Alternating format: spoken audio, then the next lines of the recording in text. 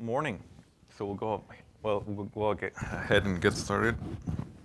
I'm Brian Rivera. I'm a graduate student at the University of Alabama. I'm in the educational psychology PhD program. I'm also in educational neuroscience concentration. So I spend a lot of time thinking about how people learn math and how we understand math, from like how children develop math understanding to like how adults do it. So I'll be talking about how to do online experiments using the Wolfram language. I worked in this project this past summer at the Wolfram Summer School. So we'll go ahead and get started.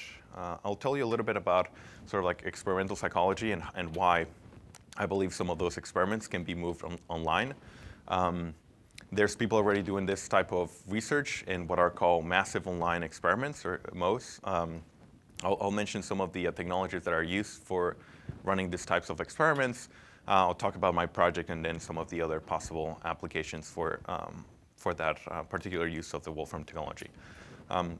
So we have been interested in measuring behavior since the beginning of the 20th century. It goes back to Wilhelm Wundt and in his lab trying to measure reaction time. And those sorts of experiments have consisted of comparing two different groups, and it's a ratio of between group differences over within group differences. And given that structure, the more participants that you have on an experiment, the better your signal-to-noise ratio is going to be. But this is an inherently biased approach in that you end up testing only people that are close to your lab. So that's a geographic limitation in terms of who you get to test, who you get to bring to the lab. And this is something that we have inherited in psychology and in experiments today. As you might know, a lot of the experiments that we conduct are conducted in undergraduate students in either the US or European countries. So that we have inherited some of those problems. But I think that with the increase in reliance of technology and how laptops have been reliable to run all sorts of experiments, it has allowed to sort of like shorten that gap in terms of who we get to test and how. And I think that it's this possible next step is moving some of these experiments online and being able to test different populations through the use of the internet. And this is essentially the concept behind massive online experiments. So there's a literature now on people doing those types of experiments, and for it to be massive, it consists of on the upwards of 50,000 participants. So these are massive groups of people that are being tested on some type of cognitive or psychological assessment. It can be something very simple that can be run online.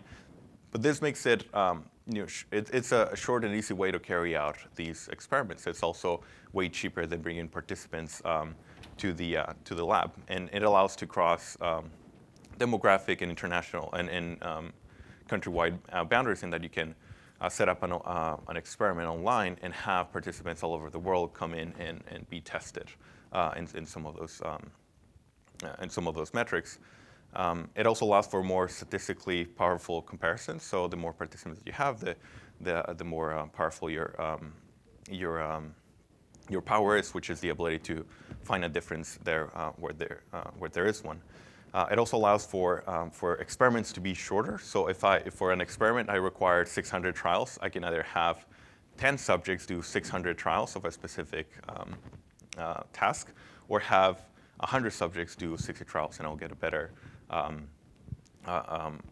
have those 100 subjects have complete shorter experiments.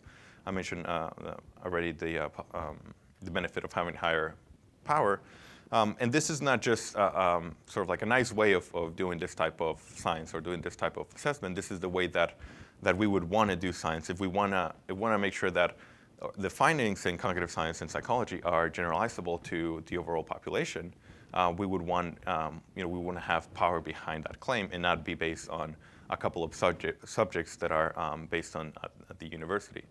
But it does bring some limitations that I'm sure are raising your minds. So through an online experiments, how will you control for a lot of the variations that emerge in and trying to psychologically test someone or experimentally test someone. So there's inherent limitations on how do you control the luminance of the screen, the time of the day that someone's doing something, the background, how do you control for the background of a participant might have or might not have. And those are inherent problems that, there's better ways to be able to account for them or not, but there's still problems in there. The other problem is that in psychology, for everyone here or some people here, it might not be a stretch to say that they would be able to program an experiment, set up a database where they can host sort of like the data and do all sorts of computer savvy things. But in psychology, that might not be feasible for one person, or they might not have the how to, excuse me, the knowledge of how to go about doing that. So that puts a limit of people being able to make use of this technology, and it does take a lot of technological knowledge in being able to conduct an experiment like this.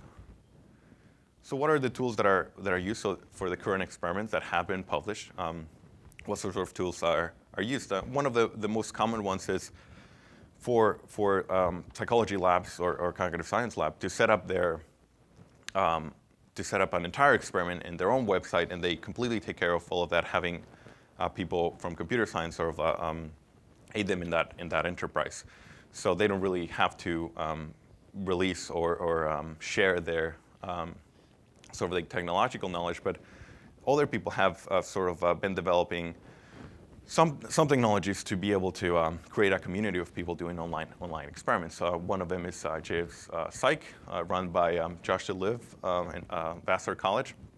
And it enjoys this small community of users, people that have been publishing using that platform. There's some publications. Like I mentioned, for psychology people or people in education, as is the case for me in educational psychology, we might not have the knowledge of JavaScript and HTML and the know-how on how to be able to set up that. The other limitation is that this particular software is a client-side library, so it's something that would run on a participant's laptop. And at the end of the experiment, they would have to send the data sort of back to the experimenter. And also in terms of if there's problems with the software, it is mostly run by this one person. So there's pros and cons in terms of using the software, but it has been used, and there's reasons to be excited about that software. I would say a more prevalent one is the use of Amazon Mechanical Turk.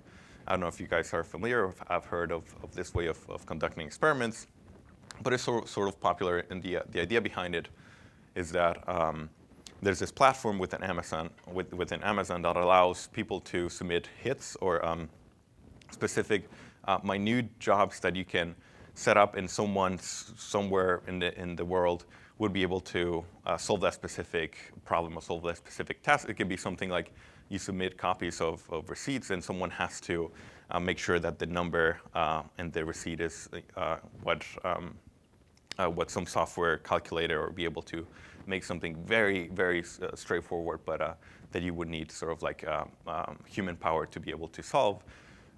So this platform offers the ability of paying people essentially for going on there, completing an experiment. So you can have 600 trials of a comparison of 2 different stimuli. You can measure reaction time behind the screen, and a participant can go in there and complete 600 trials. The benefit of it is that it is usually pretty fast. So if I were to set up an experiment earlier in the day, by the end of the day, I would have 1,000 people that have completed my experiment. So that's a benefit, sort of like for being speedy in terms of being able to complete an experiment.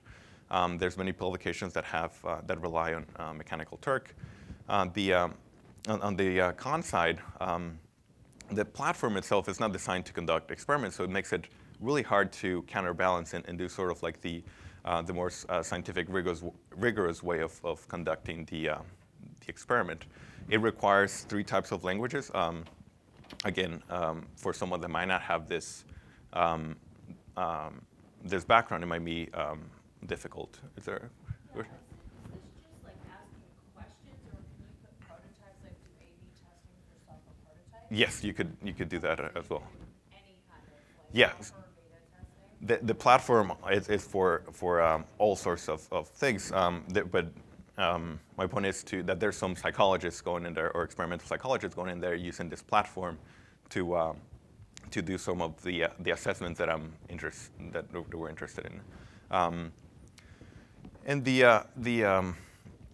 population of this online labor market is mostly based in the U.S. and India. So it's better than typical undergrad populations, but it's still not very representative of what we would want.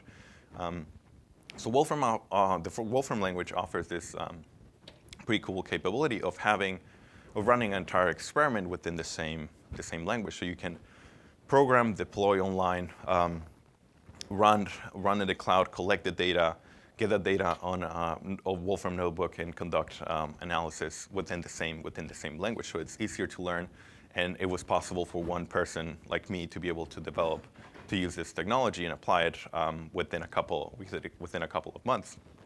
So doing science this way enjoys would enjoy the support of all the people that are using the Wolfram language, so that be able to learn new things about how to display stimulus and how to go about structuring an experiment. And to my knowledge, there's not a lot of people doing this type of assessment, so that's an advantage of being a pioneer, and not everyone's doing it. But that's also a disadvantage, that I have no idea what I'm doing, and just setting that online. So there's no standards yet as to how to go about doing science using the Wolfram language. So I'll tell you a little bit about my project. That is the same disclaimer that this was my project, and to the degree that this might show skill or the lack of skill in terms of how to go about conducting an experiment, it will be my own fault. I only started using the Wolfram language this year, so I'm fairly new, and I was able to pick it up this summer and apply it to something that I was interested in, which is sort of like this numerical cognition testing. So we'll see in here. So I programmed this experiment, and it runs on the cloud, and this is what it looks like. So there's some instructions, and something very simple. It's basically, there's going to be a fraction presented with either a 0 or a 1 on the bottom, and participants would have to press whether the numerical value of the fraction is closer to 0 or 1. So I'll show you what it looks like. At the beginning, there are some calibration trials, so to get some basic measurements of how long it takes to click either 0 or 1. Now there's some errors here because it's not connecting to my data drop. All right, let's see. I think I have 5. Yeah, so it'll be something like that. 0. 1. So it's something very simple. It's a very simple trial. But we're able to capture reaction time in the background, and you'll be able to save the information in terms of the numerator, denominator, and some other information about that specific trial. So that's what it looks like for this particular setup. I have I think 200 trials, which will take about 5 to 7 minutes. On the back end, so in the main skeleton. This is where I might exhibit my lack of knowledge of the Wolfram language. I'm using a dynamic module, which is basically displaying a specific stimulus up to the point that a button is pressed. And then when a button is pressed, displaying sort of like just having a simple counter of like the number of trials, and displays sort of like a random numerator, a random denominator. A button is pressed and displays a new stimuli. And that keeps a counter after 200 trials. Once a button is pressed, sort of like it exits out of that. And that's something very simple that I was able to do right away. There might be better ways or more articulate ways to get at this particular structure, but sort of like this is what I went with. if you're interested in looking at the code, it's all on the notebook that has been submitted to Pathable. I won't go into detail of that here. In terms of the data, within the code, there's the structure for it to create a data bin, and depending on how familiar you are with the Wolfram data drop. So it's basically sort of this additional technology that exists within your Wolfram account that allows you to collect data for any type of device or any type of program. And in this case, what I'm simply doing is that once there's a button click in that particular trial, that button drops the data that I want and saves it to this online platform, to one of these bins. And in here, I don't know if you can see. So this is what the website looks like, and this is sort of what the data will look like. So it saves the response either with a 0 or 1, the time submitted, and in terms of time, it records up to the millisecond. So you'll be able to get a fine-grained recording of when it was pressed, so that it allows you to then calculate reaction time. The numerator, denominator, some of the ID of the computer in terms of if there were 2 people doing it at the same time, you can use this ID to see whose trial that trial it belongs to. And stimulus presentation, so it would save, for an experiment that is, for example, 600 trials, you would have 600 data points, so like this. So again, the type of analysis that I have, you can easily access it within a notebook with a couple of lines. You import that data from your Wolfram data drop profile, and you can start doing analysis within a notebook. So in here, again, if you're interested in the goal of calculating reaction time and calculating the magnitude, it's all on the notebook. But I'll move to the end here.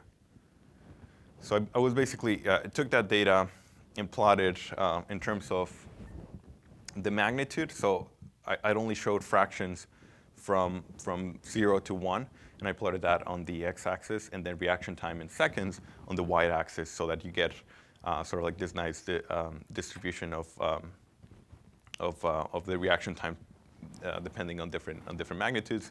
And then I showed the accuracy in terms of this contrast from blue to yellow. And you can see that most incorrect trials, at least for this, was simply a couple of pilot participants. I haven't gotten IRB approved to be able to deploy this to anyone and be able to use that data, but simply on a couple of people that I was able to test it with, sort of like shows this cluster of incorrect trials centering around half, which is sort of what you can expect in terms of like a fraction like 1 over 100 is very easy to distinguish close to 0, and something like 100 over 100 will be very easy to distinguish that is 1. But in terms of like 43 over 47, it might be harder to judge. So that's the sorts of things that you will be able to tell with these types of experiments, something that I will be interested in. So that's basically it in terms of the experiment. For other applications, I'm more excited about the possible uses of this type of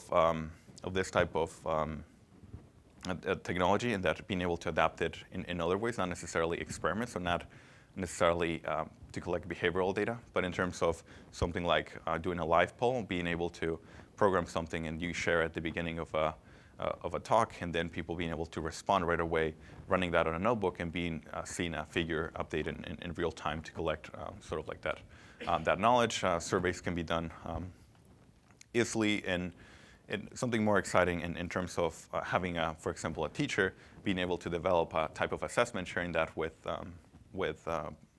students, and being able to get that data without sort of like going into details about the programming, all using the Wolfram language and being able to deploy that online.